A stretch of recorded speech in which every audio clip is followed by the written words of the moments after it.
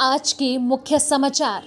ठाणे महानगर पालिका के क्षेत्र में आने वाले मुंब्रा परिसर में हाईकोर्ट के आदेशों को अवहेलना। असादुद्दीन ओवैसी ने कहा कि हम तब भी थे और अब भी है, हैदराबाद के बिना भारत अधूरा। विपक्ष को एकजुट करने के बाद सीएम नीतीश कुमार पीएम मोदी को टक्कर देंगे। भाजपा और जेडीयू का गठबंधन टूटने के बाद दोनों पार्टियां एक दूसरे पर आक्रमण। ठाणे महानगर पालिका के अंतर्गत आने वाले मुंब्रा परिसर में हाई कोर्ट के आदेशों की जमकर अवहेलना होता नजर आ रहा है। यहां पर धड़ल्ले से अवैध निर्माण हो रहा है, जिससे अब यह इसका हब बनता जा रहा है। इन अवैध निर्माणों पर महानगर पालिका के मुंब्रा प्रभाग के सहायक आयुक्त सागर सालुके द्वारा कार्रवाई न किए जाने से अब यहां के लोगों में भारी आक्रोश देखा जा रहा है। लेकिन का कहना है कि अवैध निर्माण के बढ़ने से उन्हें मूलभूत सुविधाओं की कमी का सामना करना पड़ रहा है। ज्ञात हो कि हाल में मुंबई हाई कोर्ट ने मुंब्रा में 9 अवैध खतरनाक इमारतों के खिलाफ अदालत में सुनवाई करते हुए ऐसे अवैध को संरक्षण देने से इनकार करते हुए कार्रवाई पर रोक लगाने की याचिका को खारिज कर दिया था। साथ ही कोर्ट ने पिछले शुक्रवार को हुई सुनवाई में पीठ ने ठाणे महानगर पालिका के सहायक आयुक्त को मुंब्रा में इन इमारतों के आसपास के अन्य अनधिकृत भवनों के बारे में जानकारी अदालत में पेश करने का निर्देश दिया है। कोर्ट ने आदेश में यह भी उल्लेख किया कि ऐसे अवैध इमारतों की पहचान की जानी चाहिए और नोटिस चस्पा किया जाना चाहिए कि ये भवन न्यायिक जनहित याचिका के अधीन है, ताकि इच्छुक निवासी अदालत में शिकायत दर्ज करा सकें। वहीं दूसरी ओर महानगर पालिका द्वारा मिले एक अपुष्ट आंकड़े के अनुसार मुंब्रा प्रभाग समिति की सीमा में आने वाले कई परिसरों में करीब दर्जन भर से भी अनाधिकृत निर्माणों की सूची सामने आई है, जिसमें मुंब्रा के सेक्टर 9 मौज कौसा डीपी रोड पर अवैध निर्माण किया जा रहा है। इसी तरह मनोरंजन के आरक्षित खुली जगह पर इसी तरह का अवैध निर्माण किया जा रहा है। साथ ही प्राथमिक विद्यालयों के लिए महाराष्ट्र क्षेत्रीय और नगर नियोजन अधिनियम 1966 की धारा 37 का संशोधन करने के संबंध में ठाणे महानगर पालिका द्वारा बिना प्राधिकार के आरक्षण भूखंड पर प्रस्तावित परिवर्तन कर अवैध निर्माण बनाया जा रहा है।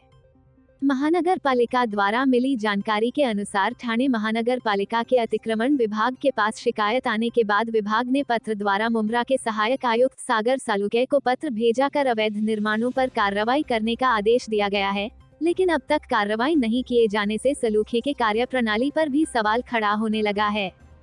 महानगर पालिका अतिक्रमण विभाग के माध्यम से प्रत्येक प्रभाग समिति में MRTP के तहत अपराध दर्ज किए जा रहे हैं।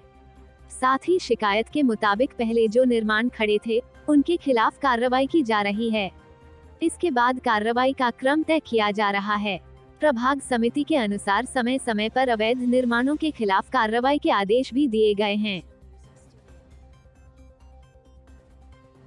मुंबई एएमआईएम चीफ असदुद्दीन ओवैसी ने केंद्रीय गृह मंत्री अमित शाह की बात का जवाब दिया है। असदुद्दीन ओवैसी ने कहा कि हम तब भी थे और अब भी हैं। हैदराबाद के बिना भारत अधूरा है। आजादी की जंग में आरएसएस और बीजेपी नहीं थी। बता दें कि बीते 17 सितंबर को अमित शाह ने तेलंगाना दिवस के मौके पर ओवैसी और राज्य में सत्तारूढ़ केसीआर सरकार पर निशाना साधा था। शाह ने कहा था कि वोट बैंक की राजनीति की वजह से टीआरएस आधिकारिक रूप से हैदराबाद मुक्ति दिवस मनाने का साहस नहीं जुटा पाए। पलटवार करते हुए असदुद्दीन ओवैसी ने कहा कि याद रखो, हैदराबाद के बगैर भारत अधूरा है और हैदराबाद भारत के बगैर अधूरा है। ये चीज समझने की जरूरत है। हम कब विरोधी थे? अरे बाबा, तुम कहाँ थे? हम जब भी थे, आज हैं और कल भी रहेंगे। आजादी की जंग में आरएसएस नहीं थी, बीजेपी नहीं थी। देश 1947 में आजाद हुआ, उसमें भी नहीं थे। एएमआईएम चीफ असदुद्दीन ओवैसी ने कहा कि अब वो आकर कहते हैं कि मैं वफादार। बता दें कि ये बयान ओवैसी ने एक रैली को संबोधित करते हुए दिया। ओवैसी ने कहा कि इन लोगों को कुछ सुनाई नहीं देता है। जो व्हाट्सएप यूनिवर्सिटी में आता है वही पढ़ देते हैं। बीजेपी ने आरोप लगाया था कि वोट बैंक की राजनीति के कारण तेलंगाना में हैदराबाद मुक्ति दिवस अभी तक आधिकारिक तौर पर नहीं मनाया गया। अमित शाह ने कहा था कि क्षेत्र के लोगों की मांग थी कि सरकार की भागीदारी से हैदराबाद मुक्ति दिवस मनाया जाए, लेकिन यह दुर्भाग्य की बात है कि 75 साल बीत गए, मगर यहां सत्ता में बैठे वाले लोग वोट बैंक की राजनीति के कारण हैदराबाद मुक्ति दिवस मनाने का साहस नहीं जुटा पाए। मुंबई। देश में 2024 लोकसभा चुनाव को लेकर कई अटकलें लगाई जा रही है कि सीएम नीतीश कुमार पीएम मोदी को टक्कर देंगे, जहां नीतीश कुमार विपक्ष को एकजुट करने का काम कर रहे हैं। लेकिन अब जेडीयू ने सीधे तौर पर ऐलान कर दिया है। नीतीश कुमार इसी साल नरेंद्र मोदी को चुनौती देने के लिए मैदान में उतरेंगे। वे उत्तर प्रदेश में नरेंद्र मोदी के संसदीय सीट वाराणसी के आसपास जेडीयू की रैली करेंगे। इस रैली के जरिए नीतीश अपनी ताकत दिखाएंगे, प्रधानमंत्री को सीधी चुनौती देंगे। जनता दल यूनाइटेड की उत्तर प्रदेश इकाई ने मिर्जापुर या जौनपुर में इसी साल नवंबर से दिसंबर के बीच बड़ी रैली करने का ऐलान किया है। यूपी जेडीयू ने कहा है कि इस रैली को नीतीश कुमार के साथ पार्टी के दूसरे बड़े नेता संबोधित करेंगे। कोशिश की जा रही है कि जेडीयू की इस रैली में दूसरी विपक्षी पार्टियों के नेता भी शामिल हो। जेडीयू की यूपी इकाई के अध्यक्ष अनूप सिंह पटेल ने कहा है कि चुनावी गठबंधन के लिए उनकी पार्टी की बातचीत समाजवादी पार्टी से चल रही है। पिछले 6 सितंबर को दिल्ली में नीतीश कुमार अखिलेश यादव के बीच मुलाकात हुई थी। इस मुलाकात में बीजेपी को हराने के लिए विपक्षी पार्टियों के बीच तालमेल पर चर्चा हुई थी।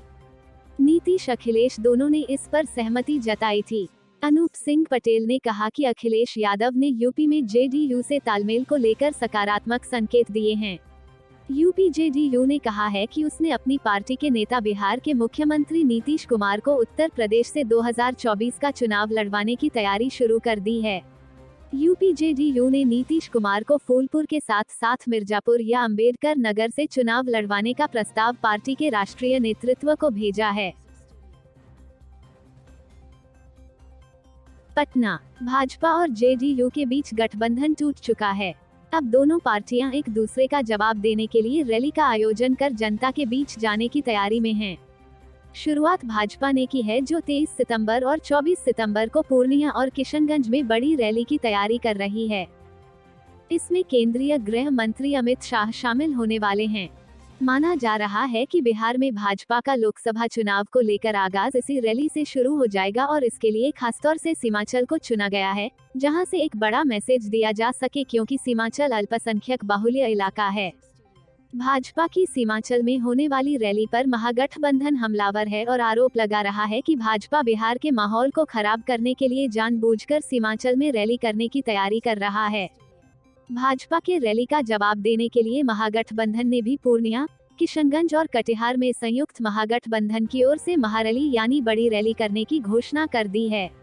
जेडीयू के राष्ट्रीय अध्यक्ष ललन सिंह ने कहा कि अमित शाह सीमांचल में रैली कर बिहार के सांप्रदायिक सौहार्द बिगाड़ने की कोशिश कर रहे हैं।